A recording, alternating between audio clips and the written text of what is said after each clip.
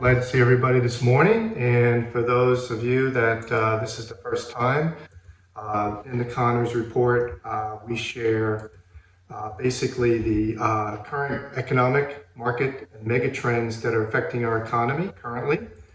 And then also in our presentation, we'll go over the current economic numbers, market metrics, and then we'll discuss today one important mega trend that is extremely disruptive. I think it's perfectly timely where we are in our current economic cycle. So it'll give you a little bit of a gauge of what might be coming in the future, what's shaping our economy currently, and that's these self-sufficiency, assets and liquidity, automation, virtualization, decentralization, analytics, and exponential thinking themes that are going to be kind of important in how we progress in terms of everything we do going forward. So just to set the stage for the presentation, we like to cover the key macroeconomic trends which are affecting us currently, and that will be probably with us in some form in the next 3 to 6 months and maybe into the 2022 timeframe. So the latest data that I was just looking at was showing that we are starting to see some declining COVID cases, at least in California. I'm not sure about globally, but that is a good trend. Hopefully that means more that we'll be able to progress forward in terms of opening up the economy and getting back to some new normalcy. The inflation story is front and center in front of us right now. Is it heating up or is it waning? There's two conflicting themes about that in terms of what people expect going forward. So we'll share a little information about that.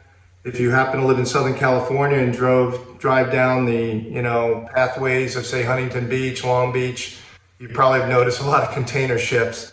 So there is definitely some supply chain disruption going on, and that is affecting not only the ability to get goods, but also the price of the goods. So that's going to have some impact us in the near term. One of the big themes currently is interest rates are rising, and we'll talk a little bit more about that, what that impact is. The Fed met recently last week and discussed what they're planning on doing with Fed accommodation. So they'll be doing some things coming forward in the November timeframe. We have a little bit lower consumer sentiment. People might be just getting off the sugar high of all the stimulus money and everything else, and now getting back to some normalcy post-summer. So that might be just a little bit getting back to traditional lifestyle and spending. We're still talking about an infrastructure bill that's in the wings, and there's also on the table a large $3.5 trillion human infrastructure bill that's also in discussion. And then obviously most of us have been experiencing some form, hopefully, of the benefits of the housing boom. And the question is that going to continue, or is that might be slowing down a bit? So a quick look at the economy at a glance. Growth is still good, 3.2%, but not as fast as we had hoped for this coming quarter. We were expecting something in the frame of maybe 5%, but I think 3.2 is still pretty good at this stage of the economic cycle. The key numbers here to keep an eye on are, one is employment compensation, which is above the 2% Fed target. So that is in itself inflationary.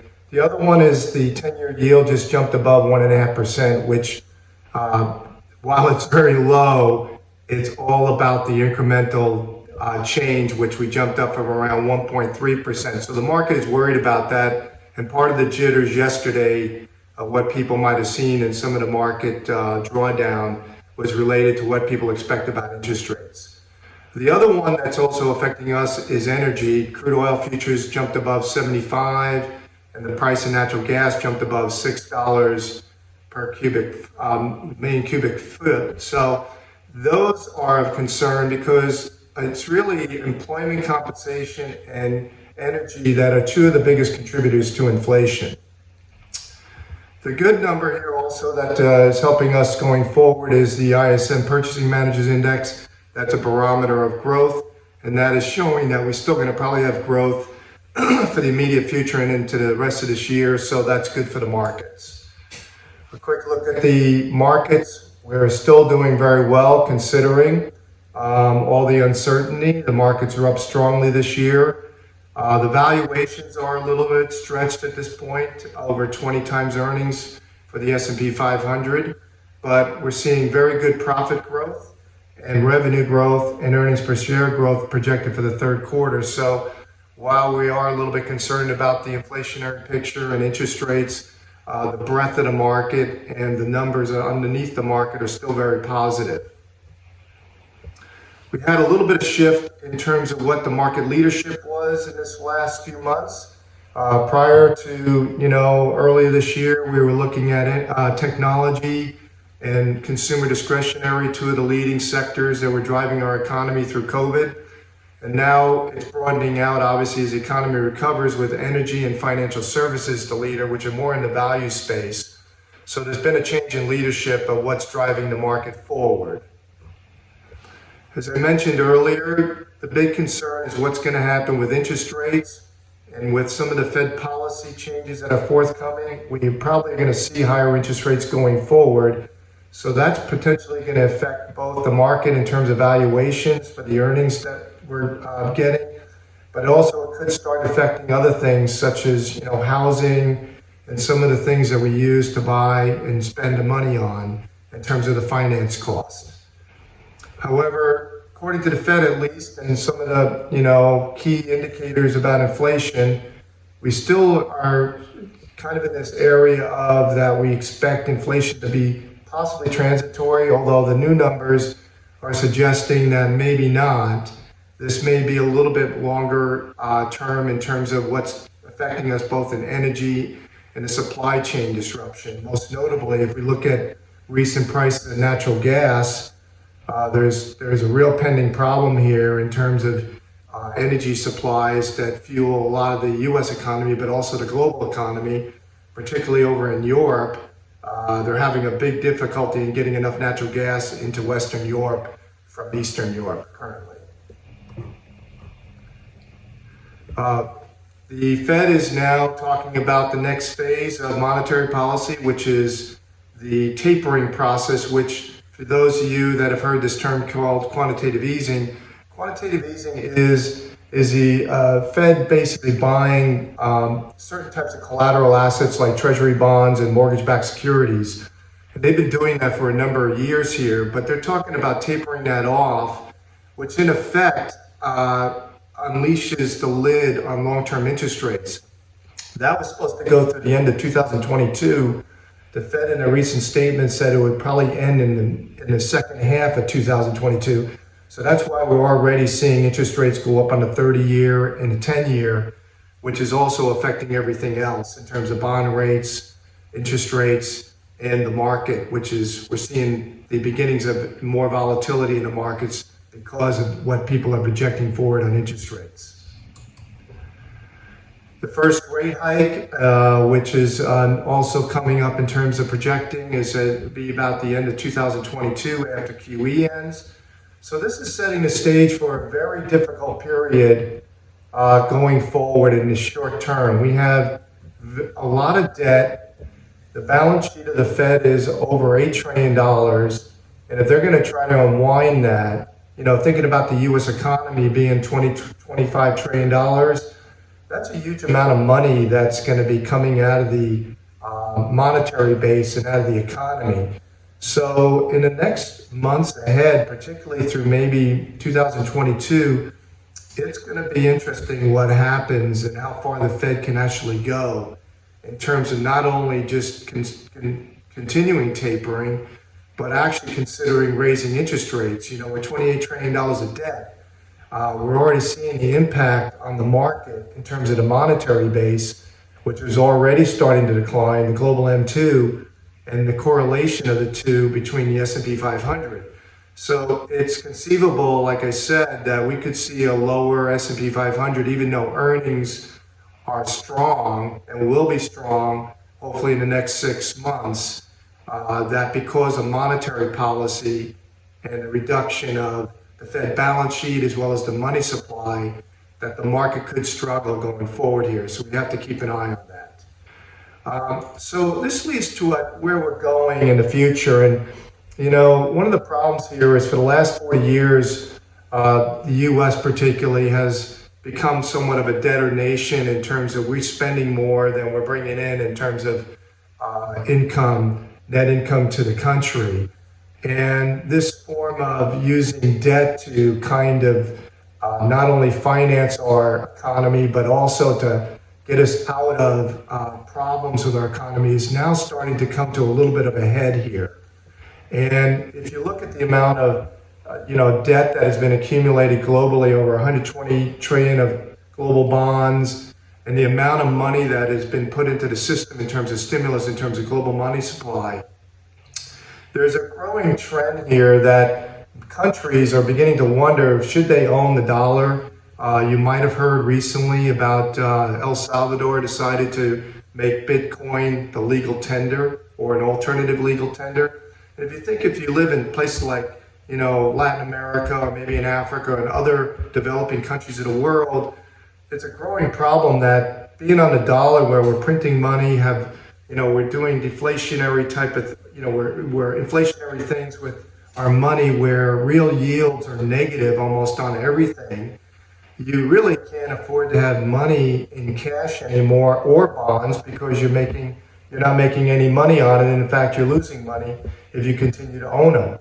So this is opening up a new area of what we call fintech technology, which is because of digitization, disruption, demonetization, dematerialization, and democratization as exponentials in the economy that we're experiencing, that a lot of money is starting to look at fintech as maybe the beginnings of the alternative currency to the US dollar. And already fintech is pretty large as we currently see it. In 2020 at about $6 trillion, but is expected to continue to grow as we go forward. The new emergence of blockchain has now given us the technology to do very secure, verifiable transactions that is the perfect setup for what we call decentralized finance. And decentralized finance is using as the backbone blockchain technology, but with the idea of having smart contracts that allow us to now build applications that we can use to do digital finance and create digital assets. So the ideas of kind of things like stable coins, where we can have digital assets that are correlated to the dollar or just about any currency around the world. What this is going to do is going to open up the ability to do more for the people that cannot use the U.S. banking system, that are either in other countries, sovereign, states, maybe do not qualify because of FICO scores or some other inefficiencies in the U.S. banking system. Using decentralized finance offers the alternative for them to do banking as well as lending, and all kinds of new things you can be able to do with digital decentralized apps. So just a quick review of what that might be. Number one, decentralized finance removes the need for central banking. So if you're in a country like El Salvador or anywhere else in the world, you could do banking without going through the Federal Reserve, which is really a big deal. And going forward, this looks like this is going to grow substantially. It's going to democratize finance for a whole bunch of people that are not able to basically do anything in the banking system. And that's all based on smart contracts, smart objects, and new lending and borrowing applications like MakerDAO, Compound, and Aave.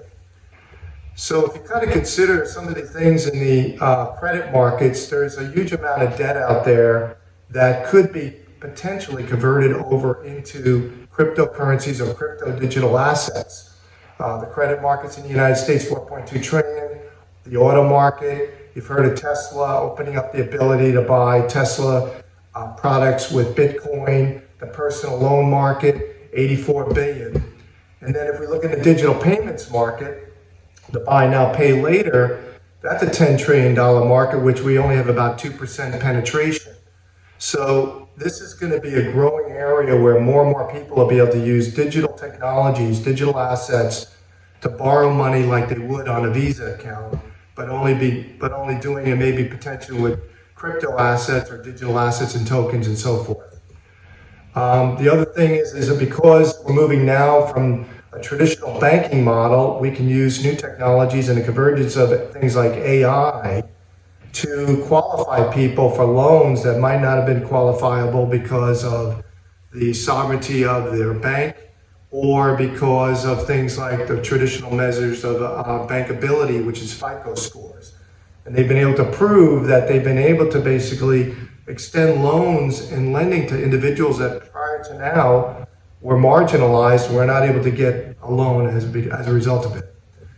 Some of the problems still, though, that face going forward with decentralized finance are smart contract risks, software bugs, scalability risk, the ability that the current platforms like Ethereum with blockchain cannot still process, the transactions fast enough. They're trying to change that with some new upgrades with Ethereum 2.0 to increase the transaction size to 50K transactions per second, kind of like where Visa is right now.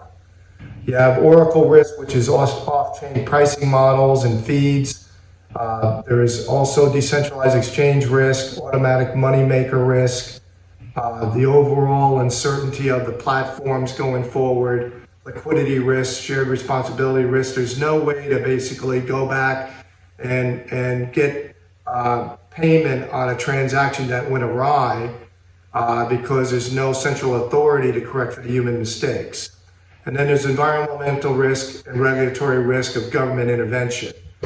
But the bottom line is that we go forward, you're going to see the increased use of crypto assets. And as we've already experienced in the last year or so, the price action that's going on in some of the crypto assets like Bitcoin, Ethereum, and Dogecoin, that as companies more and more adopt these technologies, crypto assets for payment and lend in those currencies, the use of the technology will increase the value of the technology.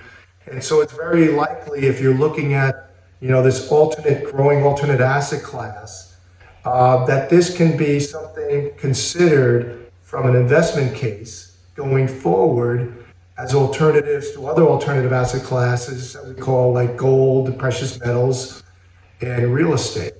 So anyway, this is at the very early stages, but it's growing very rapidly. And going forward, it looks like because of what we talked about, the exponentials of digital technologies, we'll probably see more and more of this used in applications. We're already using it on our phones with Venmo, Square, Cash App, et cetera, et cetera. So we expect to see this a growing area in the way that we do any kind of digital finance or any kind of banking finance going forward.